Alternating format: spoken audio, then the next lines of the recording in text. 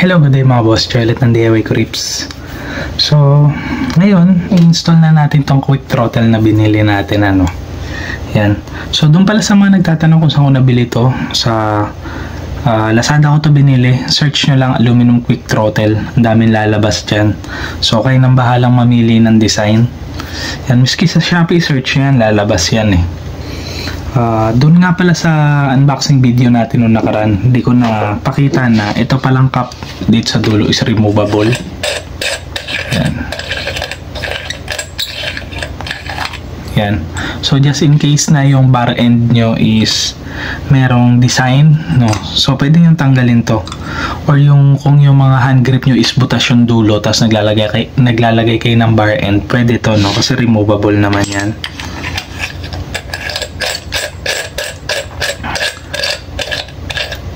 Tapos, isa pa sa feature nito, no, anti-tap na rin to.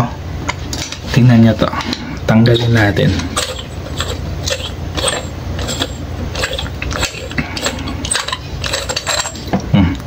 Yan. So, pagka tinanggal nyo to, hindi naman nanakaw yung motor nyo. Kailangan nilang itulak yun kung gusto nilang kuhain. Okay, sakay sa van. Pero, kung i-start nila, hindi nila mapapaandar. Wala silang throttle eh. Pero itong features na to, no, hindi ko to ginagamit dun sa motor. Bakit?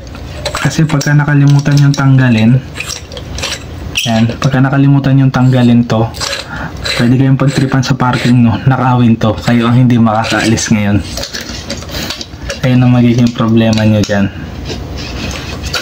Kaya ang ginagawa ko dito, no, tinatanggal ko palagi yung cup sa dulo, tapos nilalagyan ko nung pang bar end para nakascrew siya. So hindi basta-basta makukuha to. Tanggalin muna nila yung bar end kung gusto nilang kuhain. Yan. So ito, i-install na natin to, no.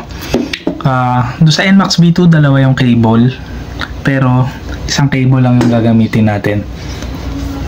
So ang mawawala dito is yung return doon sa throttle cable, no. Ito kasi, no, pagka nagto-throttle kayo, ang ginagawa niya, hinihila niya yun sa may throttle body nyo para umandar yung motor. Pero, pagka binabalik nyo na yung pinaka-grip nyo, yan, kung dalawa yung throttle cable nyo, yung isang cable, siya yung nag-a-assist dun sa throttle body para mabalik na maayos yung pinaka-position niya. Although kahit naman wala yung isang cable, babalik at babalik naman yun kasi may spring naman yun eh. Kaso nga lang, in times na for example, merong sumabit doon sa throttle body nyo, kahit na ibalik nyo to, yan, kung isa lang yung cable nyo, hindi basta-basta babalik yun sa may throttle body kasi nakalock. Kung halimbawa meron sumabit na bato, nakalock. Pero kung dalawa yung cable nyo, pagka binalik yung ganun, yung isang cable nyo, tutulungan yung throttle body nyo na maibalik siya dun sa position niya. Yan. Ayun yung advantage, no, pagka dalawa yung cable. Yan. Pero kung isang cable na lang kayo, wala nang tutulong dun. Pagka nag-stack up siya, walang tutulong na cable para maibalik siya dun sa position niya. Yan. So, pero kahit ganun pa man, install ko to kahit isang cable lang. So discretion nyo na kung gusto nyo mag 1 cable o 2 cable. Pero meron naman kasi mga motor na iisa lang yung cable pero hindi naman nagkakaroon ng problema. Yan. So discretion nyo na yun. So punta na tayo ngayon sa NMAX V2, no.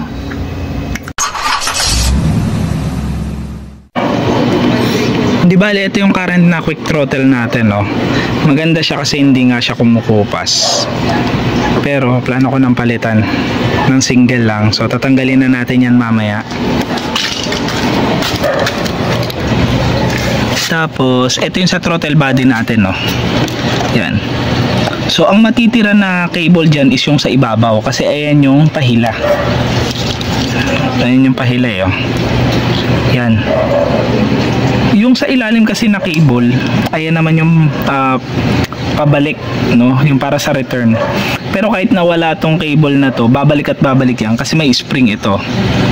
Pero halimbawa, bumumotor kayo, yan, tapos biglang may umipit na bato dito, yan. Pagka may umipit na bato dyan, kahit na ibalik nyo yung throttle nyo, walang mag-a-assist.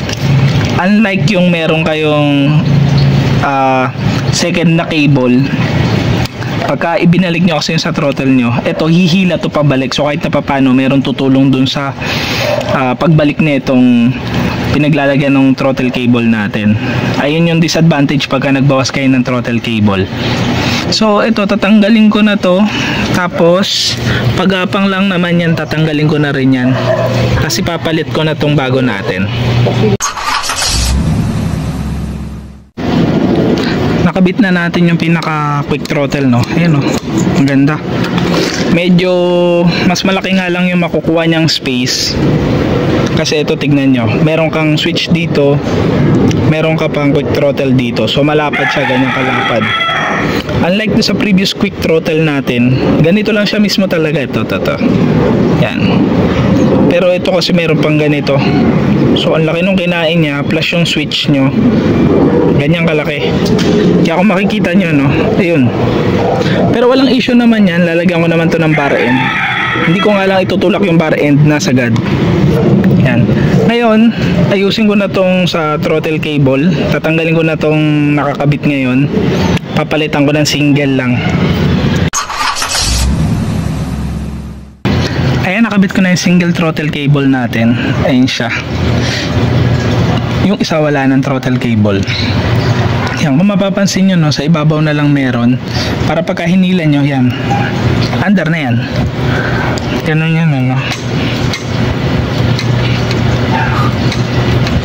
Yan. So tignan natin ngayon sa may quick throttle natin.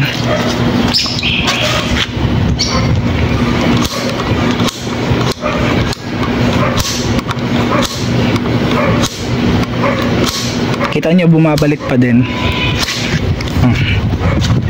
Bumabalik pa rin siya kahit na isa lang yung throttle cable natin, kasi nga meron parang spring dito. Yan, no? Siya yung nagpapabalik. Yan. Di bali ganun lang siya install, no? Pagka ginawa niyo yung single na throttle cable, yung NMAX B2 nyo. I-assemble ko na to para ma-test drive na natin kung maganda. Di bali ito na yung install natin na quick throttle, oh. So nagamit ko na to kanina, ang ganda ng response. So testing natin, ano.